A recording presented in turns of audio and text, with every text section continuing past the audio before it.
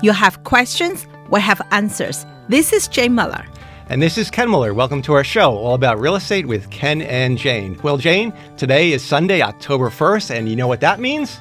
EB Day! EB Day! Yay! Hooray! And we are pleased to have with us on his very busy schedule, Mayor Brad Cohen, the mayor of East Brunswick. Mayor, welcome back to our show. Thanks, Ken. Thanks, Jane. Appreciate being here.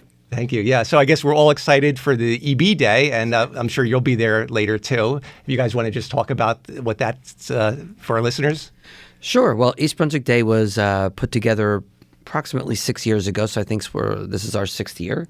And it was designed to bring businesses and all of the organizations that are in the township together in one place so that everybody in the town has an opportunity to meet some of the people that they either work with or businesses that they might not have even known about, houses of worship that might be around the corner that they know nothing about them.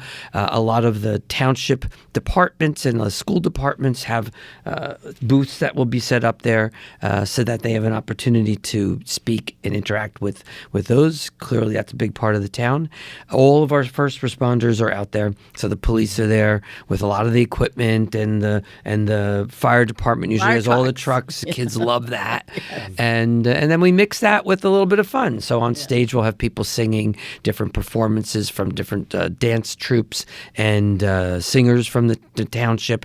And we'll also have different food trucks out so that people have opportunity to have food from all different ethnic backgrounds, which is one of, I think, the best things about East Brunswick is our diversity. So people like that. Yeah, that is like a family day. So it's truly a family day. You can get a bag when you get there from one of the vendors, and then they'll start filling it with all the vendor goodies, and then you can get food, and then you can have your kids have fun out there, and then watch some of the live entertainment on the stage. There's also a DJ there usually, so it's just a lot of fun, a lot of music, a lot of great things going on. That's really funny, Mayor. Right? Every year, where the booth there, right? I see. My clients always stop by, say hi, right? Some kids that was young when we helped their family to buy or sell a house. Now they are so tall. I have to look up now. They grow, right? They grow so fast. That's what we were talking about with equipment. That kids, that's why equipment for scholastics is so expensive if they do sports because they grow from whether they do hockey, football, or whatever. The equipment outgrows. That's one of my most favorite day in the year, EB Day. I see a lot of my clients, a lot of residents, a lot of friends, and just say hi. That's like such a fun day. Yeah, I think it's also opportunity for all of us who are working in the township, whether you're elected or people working for the township, to really interact with residents. Yes, and I think they want that to have a real conversation or ask questions that they might not have otherwise been able to get to, and just recognize we're all community members. We're all neighbors. We're all neighbors. We're all said and done. Yes, exactly. Right. That's right.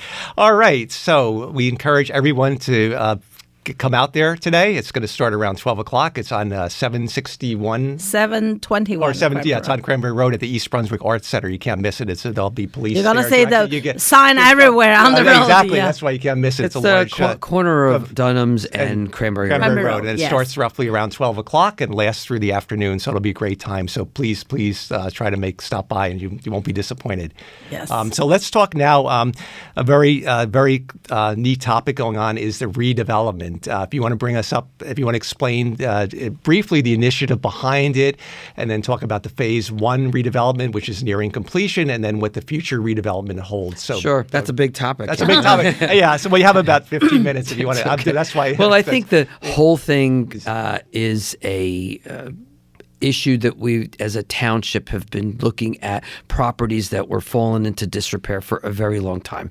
There was one point I remember actually being filmed in the middle of where the old Gap and Wiz used to be, as I was talking about redevelopment and recognizing that it was a June and that kids that were graduating that year had never seen an active business where I was standing. That's how long it's been in disrepair. So it's contributing nothing to the township, these areas. They are blighted.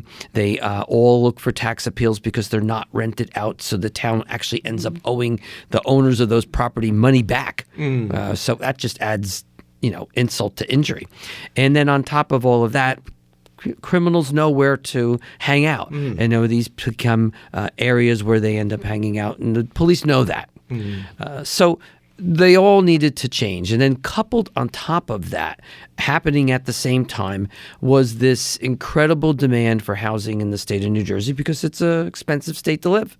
And the affordable housing, fair share housing organization in the state has had efforts over decades now to try to make sure that there's provisions made for people to have affordable housing. So you have both things that are intersecting at the exact same time. And so the state put in a requirement back in 2015 for every town in all of New Jersey to meet certain requirements that were dictated in terms of how much space they had to build for affordable housing. And since a township is not a developer, who do you need to bring in to do that? You need to bring in developers. So now you're marrying the need for affordable housing and the need for housing in general, because there's just that much of a demand. And so you look at properties that have fallen into disrepair and you figure out, well, how can we change that into something that's going to bring value to the township tax dollars that we could all use and enhance the Route 18 corridor, which is our main business corridor.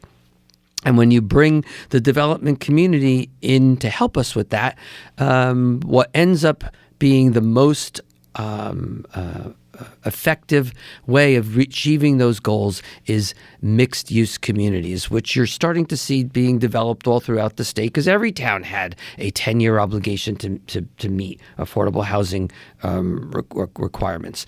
And so real estate is slow. Yeah. It does, all of these planning takes time. Now you're starting to see all this stuff come up. But in East Brunswick, we wanted to make sure that if we brought developers in, that in the process we were able to negotiate with them things that they could give back to the town, since we had to do that obligation anyway. So the developers we brought in are doing mixed-use communities that have a combination of residential and retail. In the process, we negotiate with all of them for improvements that the town could use. So, for instance, Legacy, which is the one that's being built by Tice's, that's already that's a phase one. That one's going to be built in phases, but the first 2 phases are already up.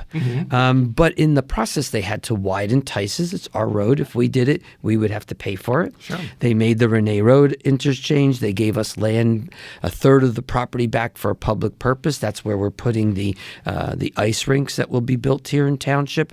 They're paying for, they negated all of the tax appeals that were outstanding. So every time we bring a developer in to help something that we have to do anyway, we try to also get something back that the township could need. And that's really how it works. And so that's the phase one. Eventually, as they fill, Legacy will fill out and fill it's phase 3 and phase 4. Phase 1 and 2 are up. And that we should start to see is the project on Route 18, the Russo project for Mella. That's where the old Gap and Wiz used to be. That project will probably start end of this year or beginning of the following year, more likely. And but right now they've got to excavate land, knock down some of the buildings that they've purchased, and then do all the site improvements. So there's a long process to getting that done, and that will be for the area where the Gap and the Wiz used to be. Right. There will eventually be townhomes that are part of this project, where Loman's exists right now, and then retail establishments along the Route 18 corridor along that whole area. And ultimately, as we look further down the line, we have to look at the area of Edgeboro Road, where there's properties at border on Route 18 that are also easily qualify as blighted. We got to look down at the other end of the highway entirely at the mall, which is really is a vintage 1970s. That's already 50 years ago. It's half a century. That's scary. Then right? You're dating our... So, these are areas where we need to be concentrating on trying to upgrade the community and the corridor in general, which is converting more from a retail corridor to more of an entertainment and services corridor as it fits in the way we shop and dine today. And the Vermella, Mr. Mayor, I think from what I understand, what I read, that's going to be even that you described everything, you summarized everything so well that took many years to get to this point. But the Vermella development, I understand that's going to be like a town center. So it's going to have the townhouses, it's going to have the retail, but it's going to have greenery, it's going to be built, it's going to have green building design implementation. Exactly. Well, it's going to have a parking garage, it's going to have it's going to have recreation areas. Yeah. So it's almost going to be like we're striving to make that like a town center. So it's going to be a place where people can park, they can walk, they can enjoy, they can stroll. Exactly. So it's going to be a beautiful. It's not just going to be the series where you look down and you see these townhouses and these apartments on land. It's going to embellish so many qualities of even legacy. When they build the other building that mirrors the first big building, there's going to be a nice boulevard down the center of that with a green area in the center where you could have outdoor concerts. And the same thing with Vermella. All that was built into that included green space, amphitheater, park space, chargers so that all for of that cars. Well, we require that before even the state was requiring right. that. So I'm saying, but that's all green initiatives. Right. Maybe with all the parking for most of these buildings that the residents will be underground in the building. So the outdoor parking is mostly for people that are going to visit the community. And that also helps save on stormwater management, which is a key issue. Clearly, as we've seen some major storms lately in the last couple of years, you're seeing flooding that we've never seen before. So managing stormwater has become a very big issue. And green issues are important to us as well. We want to make sure that they have the charging stations and that they have rooftop gardens and things that all help. First of all, it beautifies the community. And also you have enough green area, enough grass to keep it, which beautifies the community as well. Yeah. We need We do need a town center because every year we'll have to go to Milltown for the walk. Right. I want to walk on East Brunswick. Well, I love my friends in Milltown too, so I love them, but I want my own. I love you, but I want my own. My kids always my kids, right? Yeah. All right. Why don't we take a short break? We'll be right back after these messages. Okay, welcome back to our show. We're joined with Mayor Brad Cohen, the mayor of East Brunswick Township. So we've been talking about the redevelopment, Mayor. Is there anything else you want to add to that before we swing over to discuss the school? I think people are just finally starting to see what we've been working on for a long time. Gets us back always to that conversation of the process to get it started takes so long. But I think once they see it start to happen, they're really going to be quite surprised. And for most people, maybe a lot different than what they had anticipated in a positive way. Well, I'll say the building on Tice's Lane looks great, and they already have the for lease sign up for the rentals that are there. And I guess there'll be commercial space. I know I've got some clients that are looking for space, so we'll see. I mean, there's definitely opportunities there, but it does look like it's a beautifully constructed building. Yes, very high end, and I think that for people that are going to be living there, it's a great opportunity to have a community within a community. Mm-hmm. Right, absolutely. All right. So now we're going to talk about the high school in East Brunswick. There's been a lot of discussion about whether East Brunswick, possibly in the future may have may consider or is considering right now. Building a new high school, constructing a new high school due to various concerns about the size and the outdatedness of the current one. Where do we stand? Where does the board stand on that initiative? Well, obviously, you know that I don't speak for the Board of Education. Right. I did once serve on the Board of Education. I'm very friendly with the members of the Board of Education and the superintendent. And I think that they have been dealing for a very, very long time with a building that's starting to get to the end of its useful life. Right. And I can remember being on the school board many years dealing with cost overruns because the costs that were estimated initially on repair work was when they actually started uncovering the actual work that needed to be done was much greater than what was estimated. So, like your car or other things, it's a point in time where you need to invest in the infrastructure. The question is, what do you do? Right. Do you try to fix an old car that has maybe 200,000 miles on it, and or do you just scrap it? Well, I think that's the process that the board has started doing by putting together the ad hoc committee that just recently released its findings, and it was a series of people both in the school and community members that were asked to be on that, and they got a good look at what the problems were and some potential solutions. And now at the one of the more recent school board meetings, they announced that the possibility is a new school. You could do new, which ultimately at the end of the day, whatever they do, I think we've been craving for a long time to have it be a 4-year high school where people are all housed in one location and not what we've been doing traditionally. So one of their goals is to do that. And then the other was to be able to provide for a 21st century education in the facilities that are capable of providing all of that. And that's their goals. I think that there's several ways of going about getting to it. One of them is the potential for a new school. The estimates on that from their last meeting was somewhere between $420 to $470 million to do, which we all know construction costs are very high. Sure. Yes. And the other option would be to do a renovation in parts over time, a little bit at a time, like you might do in your own home. Sure. And that would be significantly less money. So the goal is to get out to the community and start to give those options and tours of the high school to people in town, so that when it ultimately comes to a referendum, which is the only way that a bond like that could ever be approved, is residents would have to approve that, that they're educated, right? It's like Cy Sims, an educated consumer is your best customer. Right. Everybody should understand what's going on and what the options are, whether you are someone who will have kids in the high school, or your kids are already done with high school, or they may never go because they go to private school, or you're a business that's paying taxes to the township. Right. So 65% of your taxes go to the public schools. Sure. So we all have a vested interest. Right. And like I said from the beginning, our schools have always been the number one reason that people move to East Brunswick. And that affects the real estate. So so you have everybody in town really has, every resident in town really has a vested interest in this, even if you don't have kids in the school. Right. The question is, what is it that cost, we all could agree upon? Because we don't have, endless pockets either. Right. Obviously, everybody, if you ask most residents if the cost was an issue, everyone would say, sure, I'd love a new school. And I think the schools will have an obligation to provide information on how they intend to pay for it.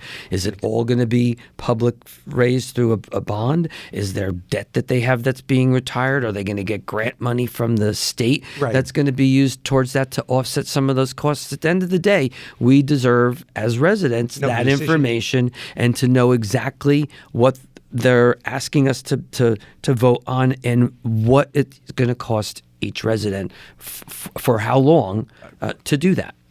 Absolutely, yeah. I think the knowledge is the power. So if they can put something together, simple, not 15 pages, right? Very simple flyer, the benefit, right? Versus, each options, right? I think that would be maybe easier. in bullets. Like if you decide to bullet. build a new school, it's going to cost X. It's going to cost $450 million.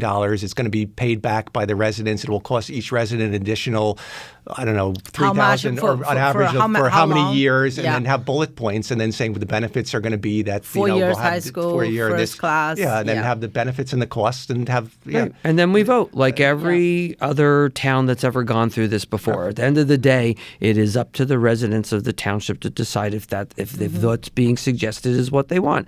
And if it is, that's great. If it's not, then we have to go back to the drawing board and figure it out. They do have right now the temporary trailers that are being used up at Churchill. They are temporary, meaning that they're allowed to be used for 5 years, but can be extended if you have a plan in place that you're working on. So the state's not going to be obnoxious about that. at the Department of Education, if they see that you're working on something, but it's going to take 6 years, they're not going to say, oh, you got to knock them down. You've got a plan. You're working on it as an implementation schedule, and I think they would be fine with it. What they wouldn't want would be for us to waste 5 years and first start looking at this issue. So that's why we're being proactive now. And is there any idea when the referendum could come? Would it be like within a year's time or 2 years? Or it's hard to say? Yeah, I think it's hard to say. I think the school board's going to have to go out and really start doing some homework and really homework and talking to people in the community to get a sense of where they are with it. Because if there's a overwhelming sense that this is a positive thing, then it may move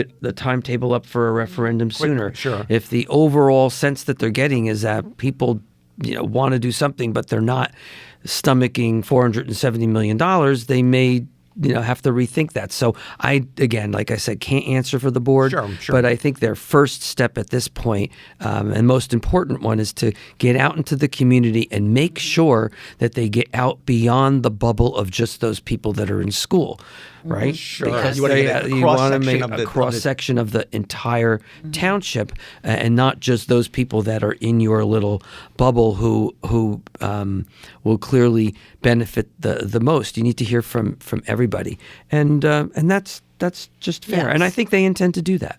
I think that's good for to get a discussion going. So as you said, the more informative customer or client is the best client, because they have to know.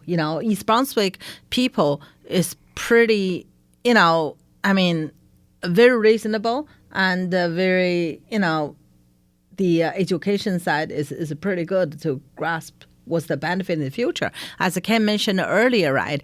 You may not have a kids in the school, but by the time the new school built, our daughter already almost finished college by then. Right. But still, that's going to tie in your home sale value. Yes, I'm sure when you're older and you want to sell your home, you're going to mention when you do that we do have a very well-regarded, highly reputable school system, which is why I think you should pay me more. Yeah, I can tell you, absolutely. Mayor, you don't have to ask. The buyer's so buyers sharp. they just come. You will say what offer But now with the your internet, door. there's so much. There's so much search done, and they know better. They know as well as this week they announced that there were 11 kids that were National Merit Scholars, and there's only 14 schools of the 700 high schools that counts public and private that had double-digit number of kids that were Merit Scholars. So there's people that walk around town saying, "Oh, the schools aren't what they were," but that's not true. And if you look at the top 5 to top 10 graduates every year,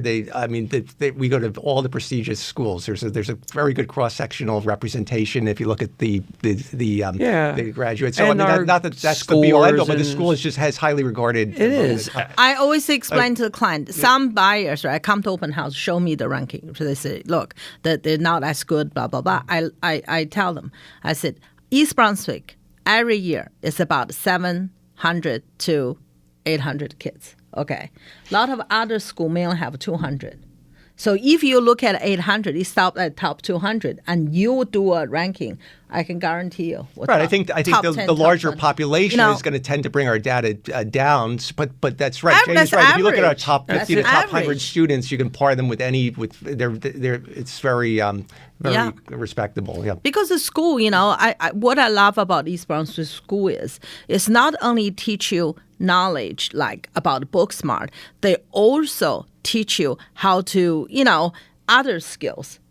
Right. I think that like music, life skills, finance skills. Yeah, everything. The art, the music, the finance, the kids are more rounded, and the kids will very easy to face in the college. A lot of also kids, the debate programs. There's Model UN. There's mock trial. There's maybe I don't know how many clubs. I think it was like 70 or 80 or maybe close to 100. A bunch of clubs. Yeah, and they keep growing. So I think that what I've heard many times from people that's just not true is that the schools, and not just East Brunswick, always worry about the kids at the top and the kids that are at the bottom, and they don't worry about the kids that are at the middle.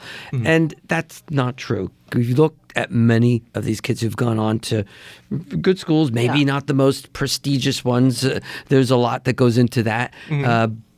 But they go into college and they think, oh my, all these other kids were in gifted, talented programs, and how can I possibly compete? But if you've gone through the East Brunswick school system and you end up getting your first grade back in English and you got the B because you actually know how to write an essay and you were taught that from a very young age and you were held to a high standard, and all the other kids are getting C's and D's. You're like, wow, I guess I'm not stupid. I didn't think I was that bright because there were so many people that were ahead of me. Yeah. But even those that aren't at the top don't lose sight of the fact that they're getting a really great education, and they often don't see that until later. We can feel it. We can, experience it firsthand. Our daughter is 11th grade now. I mean, the level of education. My God, with the STEM, what they're exposed to, what they can take with the calculus, the advanced calculus, the advanced physics, the chemistry, the honors biology. I mean, the level of academics you can get in the public school, East Brunswick public school system is phenomenal. And in many instances, if you want to, you could sign up for credits at Middlesex College, yes. Right? And those then parlay into cost savings because now you don't need to take them in college. Take them in college, That's right? Yeah. So that's a great. A lot of APs class. Maria's taking 1 last year, 3 this year, probably 4 next year. So she's not the top one. She's just like a kid. But she doesn't want to be a STEM major either. Her major is going to be either political science or accounting or something, but not STEM related. But she still took her fair share of STEM related electives like chemistry, physics, and calculus. We actually like to call it STEAM. Or STEM. A is for arts. Oh. And what you'll find in many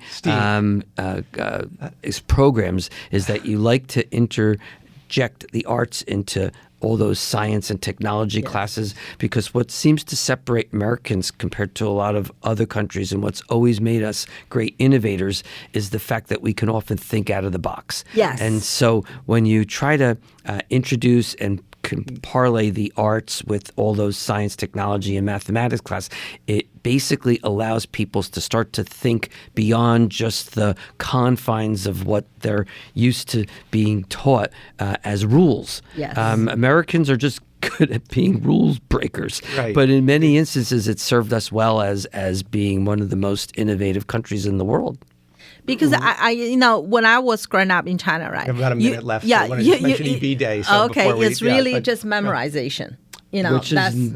You Google it; they tell you 2 seconds. Exactly. Which is a whole other discussion. But that's one of the problems I have with education in general. That a lot of kids, you can be very successful, whether it be the SATs or whether it be academically, if you just memorize. If you're good at memorization, even memorizing the methods. But that's more the educational system in general. That's one of the flaws I have. There's a lot. It's hard to have the outside the box thinking, because like law school, you can regurgitate what the pros are, what the cons are.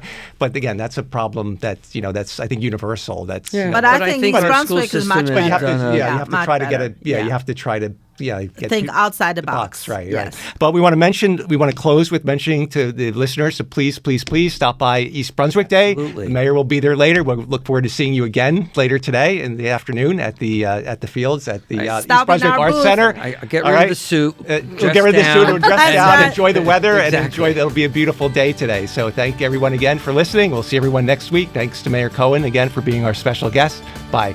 Thank you. Bye-bye. Thank you.